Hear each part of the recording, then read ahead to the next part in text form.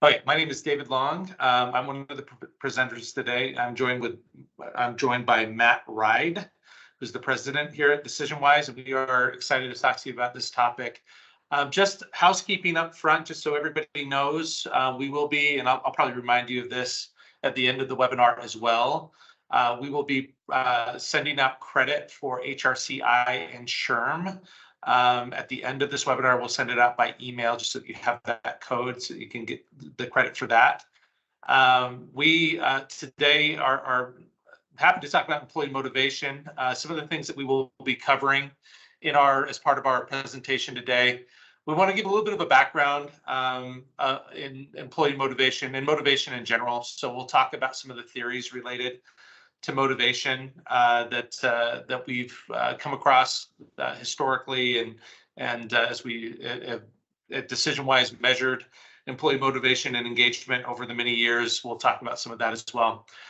Some of what we'll focus on today is intrinsic versus extrinsic motivation. We're going to talk about pay as a motivator, something that I think is a common thing. For those of you who are in HR, you're familiar with the conversation with managers and leaders about, hey, well, let's just pay them more. They'll be happy if we pay them more, that sort of thing. We'll talk about that, where that's true, where that's not true, where it can be used and where it can't be used today. But really want to focus the second half of our presentation on tapping into intrinsic motivation, what you can do as an organization, how you can align your organization in order to tap into intrinsic motivation of your employees, and then the impact that certain stakeholders in the organization have on employee motivation, some of the things that they can do. And specifically, we'll talk about the impact that managers or direct leaders can have on motivation of employees, and what the best way or the best tactics for them in order to do that, in order to get the most out of employees. So that's the agenda for today. We're going to start here by talking about a little bit of the intersection between motivation and engagement. I do want to say this up front.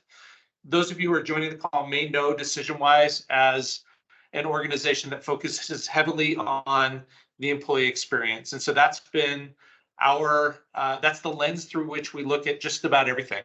And so when I work with clients, and I'm the chief operating officer here at DecisionWise, but more of my time at DecisionWise has been spent as a consultant and a senior consultant with many organizations across many different industries, measuring employee experience. And we'll talk about how employee experience kind of folds into this discussion, and how employee engagement, specifically as we measure employee experience, we focus specifically on how do we drive employee engagement. We'll talk about that a little bit today. And we'll talk a little bit about the difference between what's motivation and engagement. They're obviously very closely aligned, but we'll talk about that. But Matt, maybe you can give a little introduction as well here. Yeah, so I want to visit with you a little bit about motivation as a general discipline in psychology and social psychology. And we're concerned with motivators. What are things that create conditions that drive action, and it's persistent, and we'll define motivation here shortly. We want to talk about the employee's motivation. What is it about a particular circumstance and environment that motivates an employee? And then we want to talk about a special subset of motivation, which is employee engagement, which is a state, as we'll discuss, where they're invested, giving their discretionary effort, and it's really moving the organization and the individual forward. So that's kind of what we're going to do: motivators, then motivation itself, and into engagement. So, and what I want to just cover are some of the basic theories of motivation, particularly motivation at work. And there's a slide, this next slide just asks that question. And what I want to define first is this. In psychology, motivation concerns the conditions responsible for variations in intensity, persistence, quality, and direction of ongoing behavior. Now, you can be motivated to compete in athletics. You can be motivated to create creative works and pieces of art. Again, we're focused, as this next slide will show, on the question of motivation at work. And that's a unique environment. We spend a lot of time at work. We spend arguably at least 1/3 of our waking hours at work, and most likely more. And some of the most meaningful and deep relations we form are with colleagues and those that we spend a lot of time with. So it's interesting to think about motivation in the context of work. Well, let's jump in a little bit to some of the theories that have been around. Motivation at work started in this kind of a setting. Now, I've got a modern factory here, but it started in the factory setting. They were trying to figure out, how do we motivate employees to sort of be really labor that was needed in order to drive a factory forward, and how do you keep them energized, focused on the job at hand. And so that was the beginning of psychologists' look at motivation in the workplace, was in this factory setting. And there's a fun story here on the next slide about kittens and knitting mills. So Hugo Mustenberg, one of the early pioneering IO psychologists, noted a problem inside of knitting mills. And in knitting mills, the workers they worked 6 days a week, 12-hour shifts. So attention and focus was paramount. And the reason for that was that they were responsible for loading the spools into the machines. So the workers provided it input, and that was keeping the spools fed, and also watching the machines to make sure that they were functioning properly. To keep their energy and their focus up, he suggested letting kittens roam the floor of the factory, playing with the yarn and the strings that fell, and that would have a positive effect on the workers. And it did.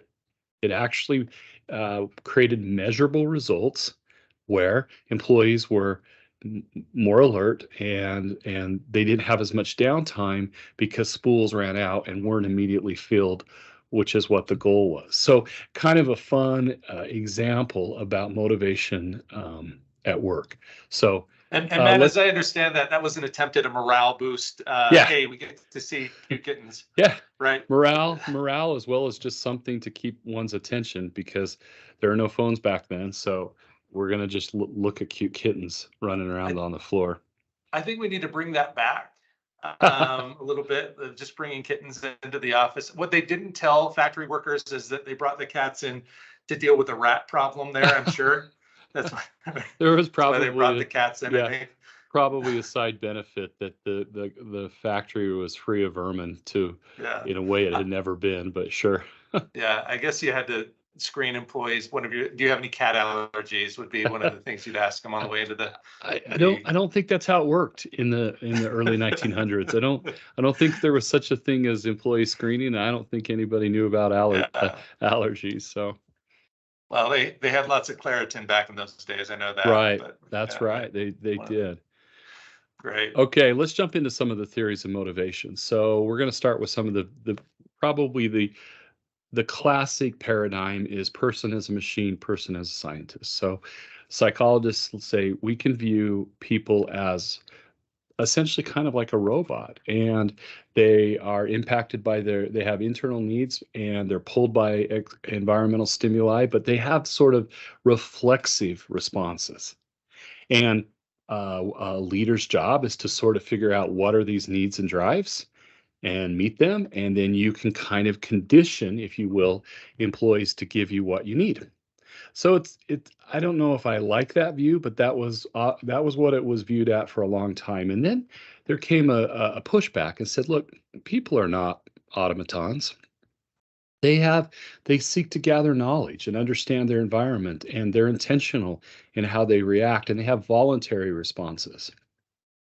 And they develop goals and action plans. And so as leaders, we have to partner with the person. We have to view them as, and I don't know why they chose the word scientist, but we have to view them as intentional.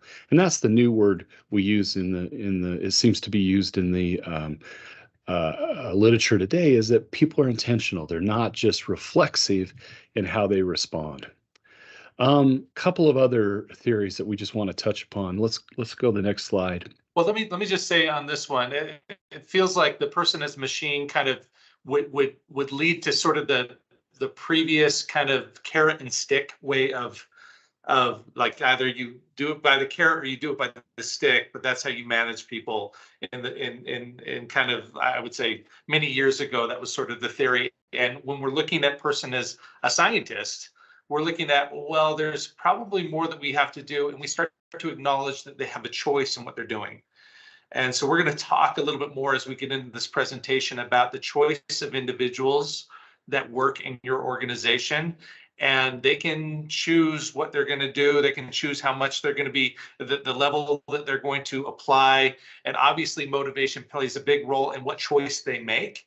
But that's something that this is an important grounding on how we now view people over the last, what do you think, 50 years or so, versus how we maybe viewed them 50 years ago. It's an important thing to look at them as individual agents that are able to choose and able to mark their own path, and who want to build their own path as well. Yeah, and person as a machine is when we viewed people as labor. We just needed their energy. We needed their output. And as Peter Drucker has shown, the rise of the knowledge worker, the person that is able to contribute and create and design great products and everything that's part of our modern economy, the old model just doesn't work. One thing I liked your point is choice, which is going to lead us to spend a lot of time about the corollary, which is an invitation, right? Mm-hmm. You have to choose between something, and that's what we're going to set up. Needs and drives, just quickly, needs are internal motivation is thought to be inborn, universally present. And a drive are higher order things that we get to as needs are met. They're activated, and you remember Maslow's levels, and I didn't include sort of the classic triangle graphic that you see, but you start with physiological needs, then security, then love and social needs, esteem, and finally self-actualization.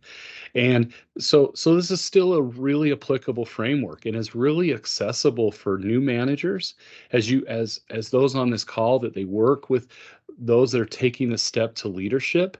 Maslow's levels is probably is just a really great model to help them understand person as a scientist, and to talk about these notions of needs and drives, and that we have to unlock both. And in a minute down the road, we'll talk about Herzberg's two-factor, but he kind of touches upon this and expands on this needs and drives theory in order to kind of create his work, and he does a nice job expanding. But my point again is Maslow's levels is a great way to start if you're a new manager.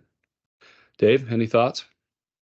Yeah, I was about to say that same thing. It's kind of like if you look at physiological needs, there are people in almost every organization that don't even have that level of need met. When you don't have physiological security, those two basic needs, it's very hard for you to expect that person is going to even remain with your organization, much less be motivated to work every day and bring their best selves into their work every day.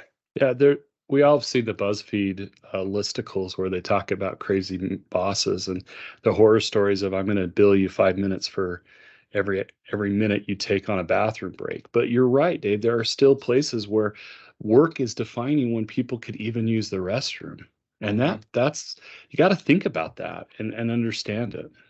Mm-hmm. All right. So some other constructs. We mentioned how Herzberg kind of developed and added on to this needs and drives theory. And we're going to go deeper into Herzberg later, because our research has really proven that he was onto something. Now, it hasn't turned to be, not everybody has picked up the torch from Herzberg and sort of gone with it, but we here at DecisionWise, with our database of employee survey responses, think he was onto something. And then classic reinforcement theory. This is, again, person as a machine. Dave has a new puppy. He has a new golden doodle, and he's busy doing stimulus, response, and reward. But that's probably not what you want to do when you're dealing with your employees. Yeah, I can't give my employees a Scooby snack to get them to do what I want. Usually, right. Sometimes it works. Sometimes food works. But. Yeah, sometimes. for just a little bit, and then it quickly goes. Equity theory is a really interesting one, and I just have I'm not going to spend a lot of time, but through a quick matrix into equity theory about how this is the notion that we have an innate sense of what's just and how we should treat others and how we should be treated. And so if you're an hourly paid employee and you're underpaid, then you're not going to produce very much, because you're going to regulate your output to match this fairness concept. And if you're paid by the piece rate, you're just going to go as fast as you can, but you don't feel the need to produce quality because the value isn't there. The just sort of the fairness of the deal doesn't exist in your mind. And then if you're overpaid as an hourly, you're going to produce a lot of quality output, because you're going to say, I'm being overpaid, I need to step it up. We're not sure how long that feeling lasts, and Dave's going to touch on that as you deal with pay as a motivator. And then if you're a piece rate and you're overpaid, you will probably make fewer units because you're getting paid well, but you will focus on quality as a way to make up for that overpayment. It's kind of your this for that, quid pro quo. How do I think of this as a scale, and how do I get that scale and balance between what I'm getting and what I'm giving? But keep equity theory in the back of your mind, because it's really a helpful construct when you're thinking about, particularly about pay as a motivator.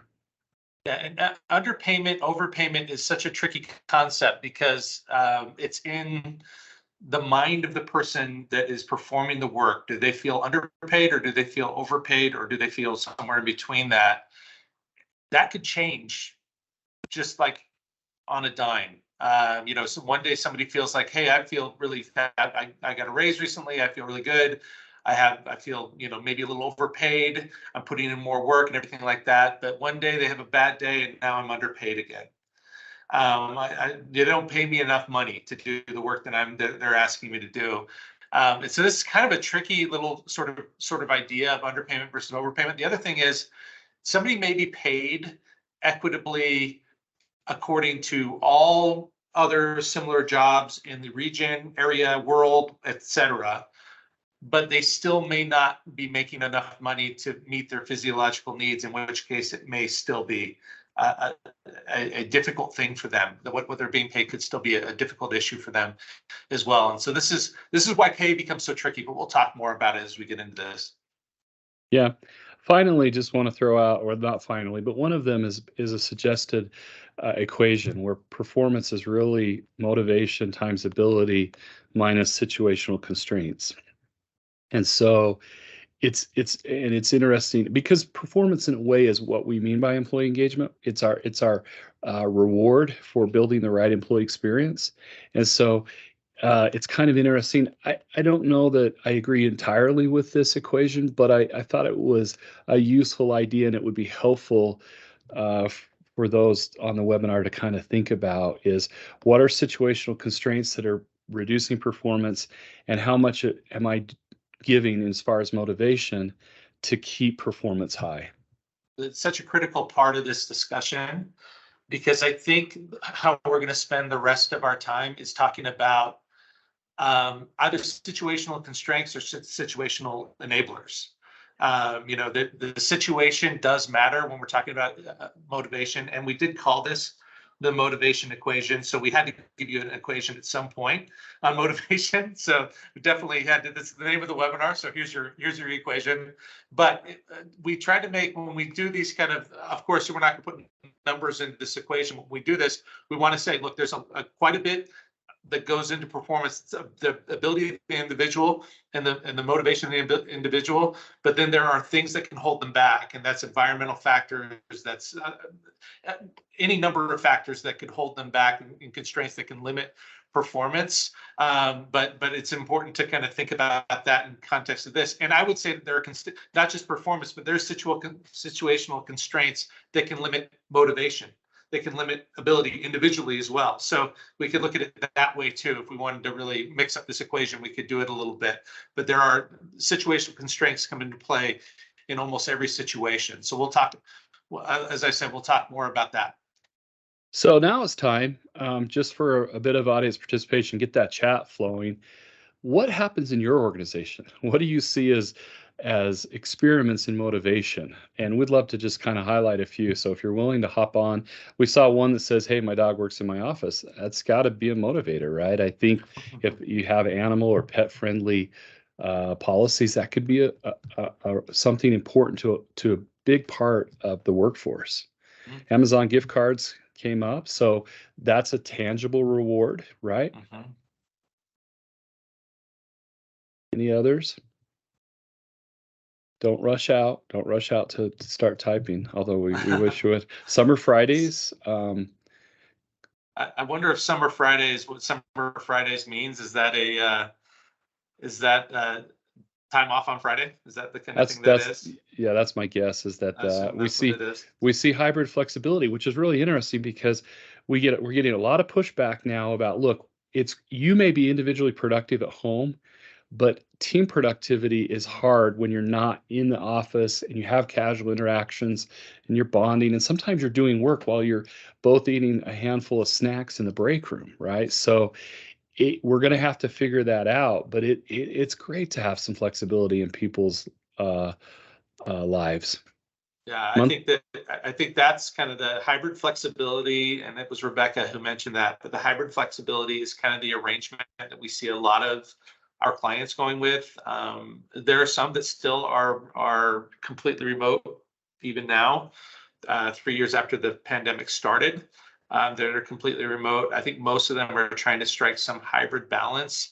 And that level of flexibility, I think it can be a big motivator to people, and especially when they start thinking about, is this a job I want to keep long term? That flexibility is something that they will consider a lot before they go and take something that's less flexible. Visible opportunities for advancement is another one that comes up here. Sorry, go ahead, Matt. Well, I was going to say the pop culture quiz and the real-time applauds shows how it doesn't have to be a tangible reward, physical reward, that we react to. My daughter was just participating in a summer camp, and they did an experiment where they just note that each person was assigned a person at camp, and then they were supposed to say nice things about him. And that was the favorite part of camp for these girls, was this idea of just saying nice things about each other, and at night gathering around a campfire and just kind of telling each other what they like about each other. So it doesn't have to be, motivators don't have to equal dollars. And we have, we have a number of things related to time off. I mean, there's quite a few that have come through here in the chat about paid benefits, incentive pay, things like that. We'll talk about those things as well, because we cannot be blind to the idea that pay is a motivator for people. We all know that. We've seen it.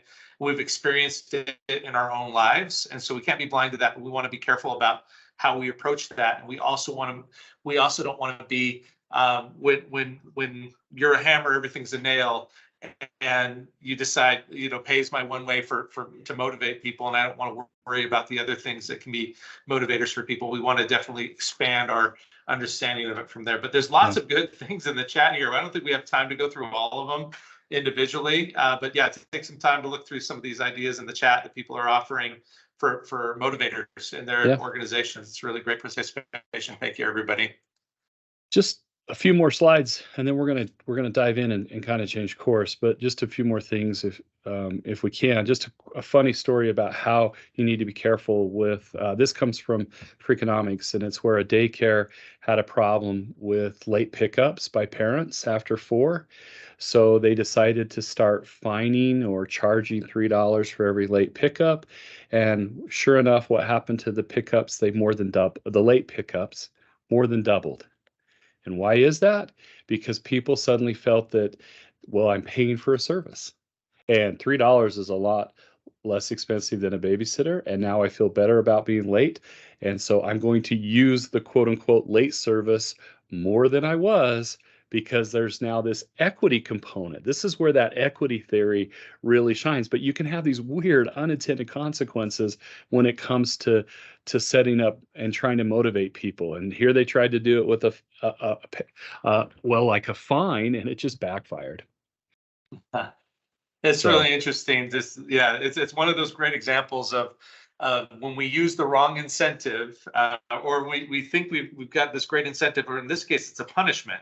And people viewed it as an incentive almost, like to say, oh, hey, makes it a lot easier. I feel better about dropping my kid off. Like all I do is pay the fine. It's $3, no big deal. Yeah. Yeah, And it's it really just an interesting way of doing problem this. was- All of you have examples of where incentives have gone awry in your organizations. And so a lot of you can relate to this, but oftentimes we think about the outcome that we're trying to drive, and we lay out an incentive with the outcome, but we don't think about the behavior that we're trying to elicit with the incentive. And sometimes if we don't care about the behavior that gets you to the outcome, then people will take whatever behavior, no matter how destructive it may be, in order to get to the incentive. And so we need to think about that whenever we're laying out incentive programs. That's right. A couple more slides here. Person is intentional. I already mentioned this. This is the new way we think about people. They're intentional beings. They're sentient. I mean, of course they are, but this is the new person as a scientist. But the language is talking personal is intentional, and so it focuses on things like goal setting. People are wanting to improve, so career paths and learning, those type of things. Let's go to the next slide, and it'll cover that. Just some of the new self-regulation, where people are given feedback loops and they regulate themselves. And we've tried that even with holacracies, which are organizations that have no hierarchy or no structure, and people self-regulate based on partnering with others and finding meaning through the different teams that they're able to serve on. And they love the fact that they're not restricted in how they contribute to the organization. So these are, as I said, the new frontiers and kind of motivation theory at work. Lastly, I just want to show a picture of, I think it's next, this guy. Don't remember, and the reason this is here is for the principle that Michael Jordan always was motivated because he said he hated to lose far more than he loved to win.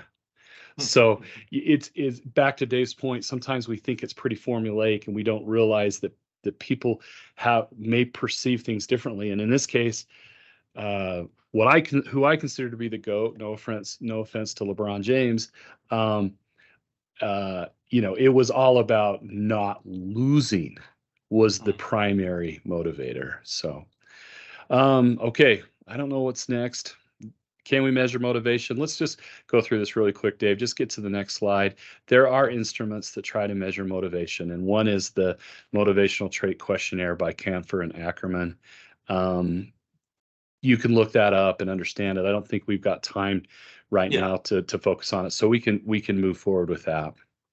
Right. Let's and this one we can move forward, which is just what employee engagement is. It's that specific outcome we're looking for. Now we're going to really talk about engagement. So we'll talk about that here in a second. I've got another slide that kind of talks about the difference between when we're talking about motivation versus what we're talking about when we talk about engagement. And again, I'll back up and just mention again, DecisionWise is heavy into measuring employee engagement. And so, there are ways to measure motivators for an individual. What is my personal things that lead me to be motivated? And then there are ways for us to measure also the conditions and making the conditions right for motivation to occur within your organization. To start that conversation, I want to talk about intrinsic motivators. This is the motivations that we have, and I'll give you a list of these here in just a second. But when we're talking about motivating employees, because we're now flipping the conversation to the motivation at the org level, you're all joining this thinking about, okay, well, what are we doing within our own organization in order to make sure people are motivated? Well, we have to look at intrinsic motivators as kind of the main reason that somebody's going to give more of themselves into their job. And that's the thing that's always there for them. That's their personal values. That's their personal drive. That's what do they want to do with their career. There's all these things that go into the intrinsic motivators are really critical, but we lay on top of that extrinsic motivators. And we will talk about extrinsic motivators and how they're relevant. They are certainly relevant. They're important. And the overlap is really what we have at work and the motivation that we get from our employees at work, that they bring their own intrinsic motivators into the workplace. You layer on extrinsic motivators, and then the result of that is going to be what the level of effort they're going to put into their jobs. And that may not be an everyday, it could be a day-to-day thing, it could be a month-to-month thing, but at the end of the day, the equation will be, what are they bringing as their own intrinsic motivations into the workplace, and then what are you layering on in terms of extrinsic motivations, and in order to get the performance that ultimately you end up getting. So let's talk about extrinsic motivators. I have a big $ here because a lot of what you will read about extrinsic motivators is going to be related to pay, and it'll be raises, it'll be incentive pay, it'll be bonus programs, things like that. There are other things that are extrinsic motivators, and when you think about extrinsic motivators, just think about what are the things that are motivated by not just me, but by other people around me, or about the effect that it has on my image or me as a person to other people. So included in extrinsic motivators would be things like external and public recognition. That's not something that I get, monetarily, but it is something that moves my image forward. It moves my just me as a persona. It puts me out in the forefront. There are awards or prizes. Somebody who says, I want to win the championship because I want to get the trophy, they're motivated by an extrinsic reward in that case. Whereas somebody who wants to win the championship because they just want to do it for themselves, because it's their deepest, that would be more of an intrinsic motivator in that situation. Promotion and career advancement. Now, this is an interesting one because there's also the desire to grow and to improve. Those are all intrinsic motivators, but promotion, career advancement are extrinsic motivators because those are the things that you as an organization can apply to an employee as a motivator. That's an extrinsic motivator that you can use. Performance-based incentives, we've talked about. Above and beyond benefits, and I say above and beyond benefits because I think most employees expect that they're going to have health insurance. If they've taken a full-time job, they're going to have the opportunity to have health insurance. They're going to have the opportunity to have some level of PTO. They're going to have, certain benefits are going to be in place. And one extrinsic motivator, it's not super motivating to me to know that I have a health plan in place. If it's something above and beyond, then that might be something that could motivate me. So above and beyond benefits is really what I would call an extrinsic motivator. But we'll talk about how benefits kind of fit more into a different category. The basic benefit package fits more into a basic or into a more base level category than that. And then the other extrinsic motivator could just be the avoiding something negative. Like I just don't want someone to show up at my desk and talk to me about this, so I'm going to do it. I don't want to be punished. I don't want to be fired. I'll do enough not to get fired. That's also a way of looking at extrinsic motivation. We're basically trying to prevent somebody else from doing something negative to me, and so I go ahead and do it. So those are extrinsic motivators. Some of it seems a little bit bleak, but I think some of it is very positive, right? So when we look at extrinsic motivators, I want people to make as much money as they possibly can. Like I want people to make. I want everybody to be rich. That's how I feel about it. That's just not the reality that most of us as organizations and so those of you who are in HR or those of you who are managers in organizations, you understand that the resources are limited in terms of what you can do there. And so we do want to look at other things. Getting back to Herzberg's two-factor model. So, and I bring this up right after I talk about extrinsic motivators, because we can see that the way that Herzberg looks at motivators is that some of these motivators are actually just hygiene factors. And you might think about them in terms of saying the absence of these things would be demotivators. Or like if I feel like I am not getting back to equity theory that Matt talked about earlier, if I don't feel like I'm paid a fair wage compared to other people doing the job, that's going to be the quickest way for me to be demotivated. It's going to be really hard for you to get even a base level of performance out of me from a day-to-day factor. So is pay important? It's critical. we have to make sure that we are matching at least what is out there in the marketplace. If I can go get a job that pays me, I don't know, if I'm an hourly worker and it pays me $2 an hour more somewhere else to do roughly the same job, and it's until I feel like I'm at par with that, it's going to be very difficult for me to feel like I'm going to give more into the job that I have, even if all the intrinsic motivators are there, even if all the wonderful things that an organization can do for an employee are there. It's hard for me to engage over the long term if I feel like my pay is not up to snuff. The same thing with other hygiene factors that can really lead me to be demotivated. If I feel like the company is in trouble,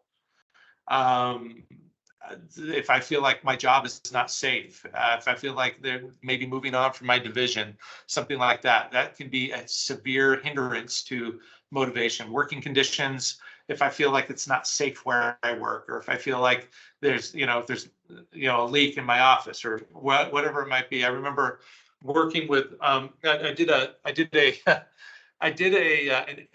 what we call an engagement summit with a client, and I'm not going to say who it was, but it was really interesting because I walked into the conference room where we did and it was a manufacturing client, and then a conference room attached to their manufacturing facility, and in the middle of the conference room was a big kid pool, like what the little kids, those plastic little kid pools, and in it was like just probably 4 inches of water in there. And I was like, what is this pool doing? And it's dirty water in there. What's this pool doing in here? And I look up and I see that there's a hole in the ceiling, and it's just leaking through the drop ceiling, and it's just coming right through, and the drop ceiling is rotting out. And we're sitting here in this conference room that they use frequently with their employees, and we're talking about all these motivators, all these tapping into the higher order desires of employees and trying to get them motivated. And we're sitting here in a facility that is leaking, and there's probably mold in the air, and there's all these things that would be a safety concern and a big concern to employees. And the conversation very quickly turned to, well, we've got to get this fixed, right, before we can even talk about any of these other things. And I think that they were totally right. And that's the idea of this 2-factor model. Before we go on and look at all of these things that can be tapping into the deeper motivators of individuals, we need to take care of those hygiene factors, or else it's going to be very hard to get people to be thinking about some of these other things. Some of the motivators. And this is where Herzberg really aligns with the model that DecisionWise uses for measuring employee engagement, employee experience, and ultimately how we would view motivation, which is we are looking for organizations to provide challenging and meaningful work, to recognize employees for their contribution, for the achievements that they make, they're providing opportunities for advancement and growth within the organization. They doesn't always have to be a spelled out growth path, but to at least let people know there's opportunities for you to grow here and advance here, to give them trust, autonomy, responsibility to do their work according to their best, to how they see fit to do that. Personal development and learning, sense of accomplishment. All these things are things that we can tap into as an organization in order to get people a little more motivated. Dave, yeah, go ahead. You were going to say that our model really aligns, and that's true because our CEO wrote a book called Engagement Magic, and MAGIC is an acronym for meaning, autonomy, growth, impact, connection. He really is building upon Herzberg's. But what he does is he helps people see that those high-level motivators are just vital based on our research, whether it's autonomy or a growth plan or meaning, impact, and ultimately connection, which is belonging, and we'll talk about that. But yeah, this is what we see. And so it's this balance between satisfaction elements or hygiene factors, as well as these higher order needs. And this is back to where Maslow still comes to play, is we kind of have to deal with the physiological and the security before we can go to the higher order needs, which is, hey, I want the autonomy to define my work and my growth paths. Right. So we mentioned salary and benefits. So let's talk about pay as motivator. And we've talked about it a whole bunch already, but I want to talk about it one more time and just say, first of all, fair and competitive pay that aligns with industry standards is essential as a foundation to motivation. Fair pay, competitive pay compared to the other organizations around you that are paying people to do similar work, you should be right in the neighborhood with what they're paying. If you are not, then it's going to be the fastest path to demotivation. If you are fair and competitive, I would not expect that that's going to elicit any additional motivation other than, you pay people to do a job, they're going to do the job up to I wouldn't say that I wouldn't say the minimum qualification, but if they have no other reason to be motivated other than their base pay, then they are going to just kind of do the minimum that you're requiring in order for them to keep the job and keep that paycheck coming in. Performance-based pay links pay to individual or team performance or possibly productive behaviors. Be careful with what you incentivize with pay. And we talked about that with the daycare example. There's another example that I love that many of you may have heard before. When British government had rule over India, they had, I don't know if it was multiple towns or in just one of the towns, they had a problem with cobras. Just too many cobras, venomous snakes that were causing damage to the population. And so the British government came in and gave it an incentive to kill, like a bounty program for cobras. And they paid people to collect cobras. And what happened was they saw a decrease in the number of cobras in India.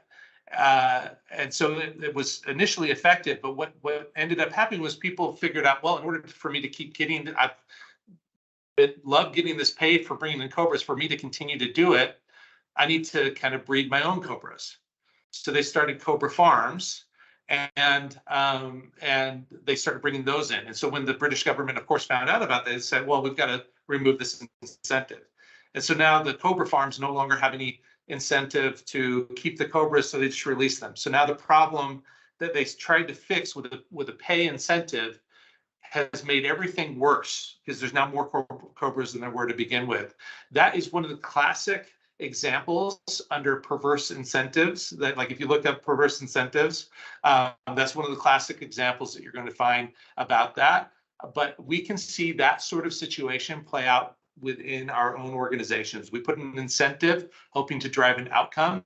People will do whatever they want. They'll step on whomever they need to step on in order to get that incentive. And then by the time you're done with it, it's driven the wrong sort of behavior, and you kind of wish you'd never started with that incentive to begin with. Matt, Dave, and Dave, I was just going to say, that's right. And we see that it's dangerous on the operations side. On the revenue side, it's a great idea. Yeah. You can really motivate the type of behavior you want. So we're not anti-pay, but you need to put people into proper buckets. And if they're operationally or QA or R&D, pay may not be what's motivating, but on the revenue side, it can be really a great tool.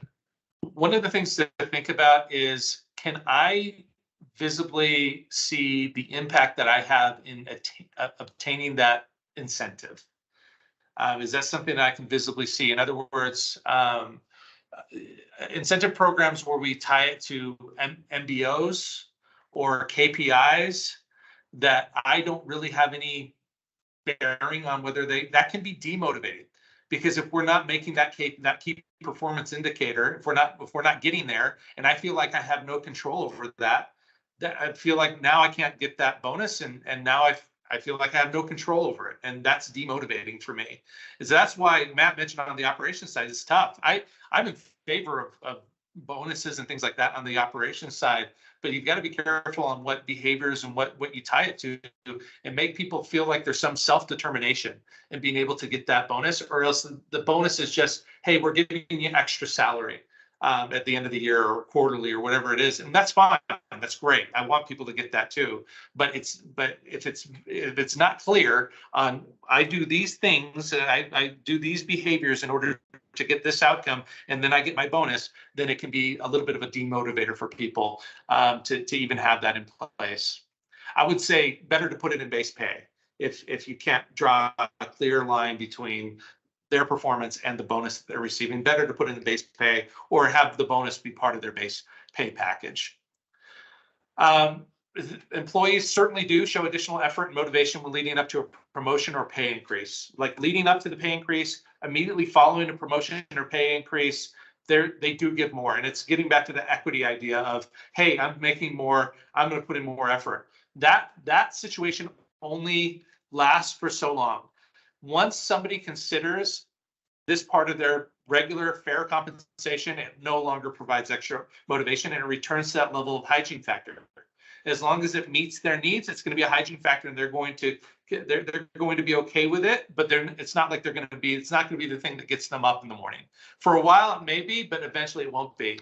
So motivating through pay can be effective, but it's very expensive. So on the revenue side, we know it's very effective, but it is also very expensive.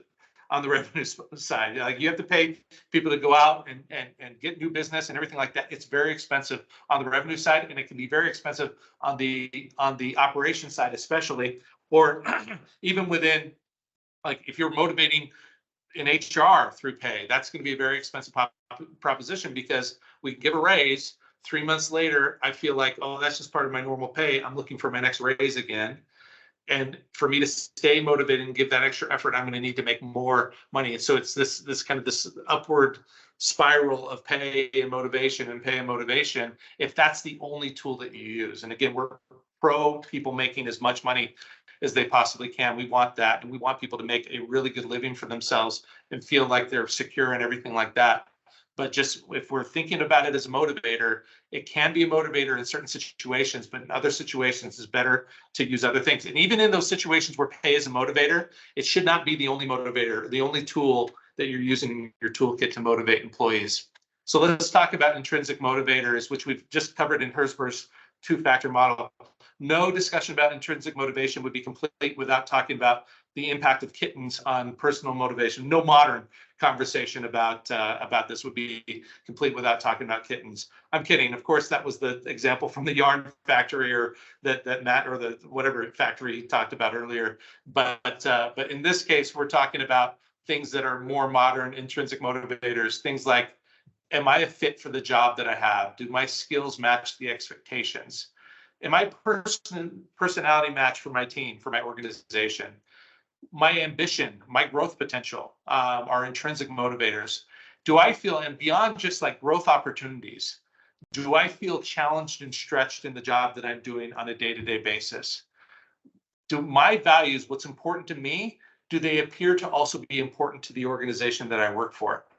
Do I feel like we're making some positive difference in the world? Do I have a sense of meaning and purpose in my work? Do I feel like I belong here? Do I feel like I have the trust of the organization and autonomy from the organization to do my work in a way that I see best? These are all intrinsic motivators.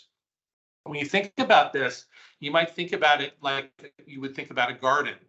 I can plant something, a flower, into pretty much any piece of dirt, and if I dump enough fertilizer on it consistently, water it enough, and I'll probably be able to get that flower to bloom. Like if I continue to dump on it all these things. But if I have prepared an environment where flowers will thrive, and then I plant that in there, I don't need to dump all the external things into it. It will use the soil, the environment, the natural moisture, all of those things, the sunlight in that area, all those things will go into make just the flower will grow on its own without me doing all those extra things. And so what we talk about at DecisionWise is creating the right conditions for motivation, creating the right environment for motivation. So let's look at some definitions. Sometimes when we think about the environment, we think about sort of the situation your employees are in, we think about culture. The way we would define culture is a set of values, norms, guiding beliefs, and understandings that is shared by members of an organization and it is taught to new members as a way to feel, think, and behave. Another way to say that is essentially culture is the way we do things around here. Well, culture includes all these incentive programs, all these other things that we've talked about. It's not explicitly, culture is not explicitly the the employee experience within the organization. So what is employee experience? Employee experience is the sum of perceptions employees have about their interactions with the organization in which they work, or another way we would say that is how we experience the culture. The culture is on its own, and then the employee experience becomes how do I react, experience, etc. The way we do things around here. What's the impact of the way we do things around here on the employees? And that's what employee experience is. Employee engagement is an emotional state where we feel passionate, energetic, and committed toward our work. In turn, we fully invest our best selves in the work that we do. Or in other words, and I would even include the word here, positive, our positive response to the employee experience. When we have the right garden and the right conditions present, then we are more willing and more able to bring our best selves into the work that we do. And that can be a separate conversation, although it's part of it, from how much we're paying people. That can be a separate conversation than what are the extrinsic rewards that we're providing people and their extrinsic recognition or lack of recognition and presence of punishment. That's a separate conversation. Well, what's the difference between engagement and motivation? Well, employee engagement, we would think of as an outcome. And Matt mentioned this earlier. I'm not going to get too far into this. But when we think about it, it's an outcome of all the things that we do from a culture perspective, the way we do things around here, and the impact that has on employees, employee experience. That is what the result we get is either engagement or disengagement from all of those things. But we also find that engagement is a personal choice based on all those, the condition that people, this is why flowers are different than people. You create the right environment, and the flower, if the flower had a choice, it might not grow. But employees, you can create the right environment, they still have a choice of whether they're going to engage in that environment. Employee motivation is the energy employees have on a day-to-day or minute-to-minute basis to exert physical, mental, or emotional effort and energy into their work. In other words, it's the force that prompts employees to take action. It's the thing within them or outside of them, internal or external, that prompts them to take action. And so employee engagement, if we look at disengaged employees, how they're different is that disengaged employees can be motivated over short periods of time, just as engaged employees can be unmotivated over short periods of time. But we would say engaged employees are, of course, much easier to keep motivated. They're going to find a lot of that motivation inside themselves on a day-to-day basis. We're not going to have to keep checking in with them and applying extrinsic methods in order to keep them motivated day-to-day. Matt, anything to add? Yeah, just a couple things. When you think about motivators, it's you have to put it in the context of the culture. And that's one key point is you cannot separate what you do to try to drive motivation. You cannot separate from the culture. It's not just an independent activity that you set down when you try to think about total rewards, right? Total rewards is part of the overall culture. And the key with it, with pay, for example, is take it off the table. It is a hygiene factor. It is a satisfaction factor. Once it's off, it doesn't continue. Its ability to motivate, it just wanes. It goes like this in levels. It doesn't continue on a slope. And so you have to have a holistic perspective about what you put in place, the conditions you put in place. The other point I want to make too is that when we think intrinsically, one of the things we need to do as employers is make sure we help people find good fits. Make sure we're taking the time up front in our recruiting and onboarding efforts to make sure we're finding fits. And once we get them in, make sure we put growth or pathways that help people select good fits, because fit is part of that intrinsic motivation. It is a tool that as an org leader you have available to you.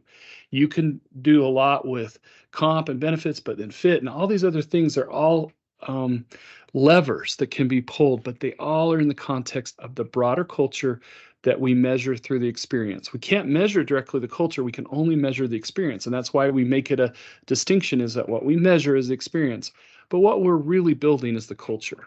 Yeah. It's interesting because you mentioned fit, and that's one of those things as HR professionals, you really want to think about getting the right fit for your organization, personality fit, cultural fit, but also fitting them to the right tasks and responsibilities. And so when we think about the organization, the stakeholders, influencers in the organization that help us to drive motivation, senior leaders, HR, and we're going to focus specifically on managers and teams today. And I want to make sure we get to this. So senior leaders, I'm going to skip over this and HR, and we're going to go straight to managers and teams because I think this is such a critical part of this discussion. Management teams, much of the employee experience is shaped directly at the team level. Managers' competence, attitudes, and behaviors shape the culture and experience of the team. So let's talk about 3 different manager archetypes. This is something that we have in our research stumbled upon the need for people to not just be to really tap into intrinsic motivation. They don't just need to be connected at the team level and at the manager level. They need to be connected to the whole organization. So we have different kinds of managers that we're going to talk about. The me first manager, the team first manager, and the org first manager. A me first manager is somebody that talks about their tactics, takes credit for the work of their team. We've all probably experienced the me first manager. They put personal desires and needs ahead of the desires of the team. So whatever I want is most important. What the team needs is not most important. Uses scorched earth tactics often to lead. Leads a lot with the stick, manages up. So their manager might think they're the greatest thing in the world, but their direct reports usually do not. The results of this are burnout on the team, high turnover, and low motivation. The second one we can talk about is the team first manager. Tactics of the team first manager protects the team members from other parts of the organization. They wrap their arms around it. This is something that and this is interesting because team first manager seems virtuous, but in fact, they can be just as damaging in some cases to the organization as a me first manager. An instinct for a manager, especially a young manager or a manager for the first time, is to wrap their arms around their team and really try to protect it from the rest of the organization. They prioritize the team goals over organizational goals. Like, hey, whatever our goals are here on the team, that's most important. Sacrifices personally for the team. So they may say, well, I don't want to make our team work over the weekend, and so I'm going to work over the weekend so that they don't have to. And so we see that behavior a lot from team first managers, and it's wonderful, and teams love that. And I'm not saying all of these things are the wrong thing to do, but this is kind of the archetype. And they play the role of the hero for the team. They're the team's hero and the representative to the rest of the organization, et cetera. Well, the results of this are very strong relationships between manager and team. It's a good thing. But it also results in silos. I've protected you from every other part of the organization, therefore we don't collaborate well with the rest of the organization. High team connection, low organizational connection. We care about our team and our team members, but we don't really care what happens to the rest of the organization, and it creates an us versus them mentality. Last one is going to be org first manager. And this is what we're really trying to, when we talk about the garden and creating the right environment, the right invitation for people to be able to feel like they can be motivated in your organization, this is the person that's going to be able to do that. What we found in our research is that a sense of belonging is far more important than almost any other thing when we're looking to engage and motivate our employees. Like if I feel like I belong in the organization, I feel like I'm going to give more of myself. It's the easiest way, or not the easiest, but the quickest way to tap into intrinsic motivation is to get someone to feel like they belong there. And so the org first manager is really designed around making them feel like they're not just a part of this team, but a part of the organization. So they advocate for the decisions coming down from top leadership. Even if they don't always agree with it, initially they find a way to advocate for it. They advocate for the vision and values. They prioritize organization goals over team goals. They treat the management team as their primary team. So they're peer managers. They'll reach out to their peer managers within the organization to make sure that they feel like we're a part of the management team. And they look to build employee relationships with the organization. In other words, they're taking their employees and they're saying, hey, let me introduce you to these other parties in the organization. I'm not protecting you from them. I'm integrating you with the rest of the organization. And the results of that is a sense of organizational belonging from employees, engaged team that sees and motivate, and an engaged team that sees and motivate. I've just mentioned this. I feel like what I belong here is most common driver of engagement on our surveys. I feel like I belong here. If you can get people to say that, then you're going to get people to tap into that intrinsic motivation. Okay, I've gone very quickly through this. One last thing that I will mention, and I'm sorry we'll not have time for questions today, but last thing that I'll mention is something to ask yourself as you're thinking about creating the right environment for motivation to occur. what experience are we creating with the culture of this organization? What experience are we creating for employees? And is it the right experience to foster motivation? And to the extent that you can kind of evaluate your culture and your attitudes, your beliefs as an organization, through that lens, you will be able to tap into that deeper intrinsic motivation and layer that on your extrinsic motivators, which we all have, in order to really maximize the performance of the people in your organization. You know, I just want to, Yeah, I just want to go throw ahead, out Matt. one thing because I know we're at the end. As you sit down, next time you think about how you're going to play a role in motivating employees, think of yourself as an experienced design professional. That's the thing. You are designing experiences that pull from people and empower people. And when you think of that, then think across the broad experience. That's everything that goes into it. And that's what we've tried to lay out for you, is motivation is much more than just this for that. Motivation is really becoming great experienced design professionals. And that's what I want you to take away from this. Thanks, Matt. Thanks, everybody. We, again, as I mentioned at the beginning, we will send out via email SHRM and HRCI credit, so look for that. Thank you for your participation in today's webinar. Thank you for listening. We really appreciate it. Have a great day, everybody.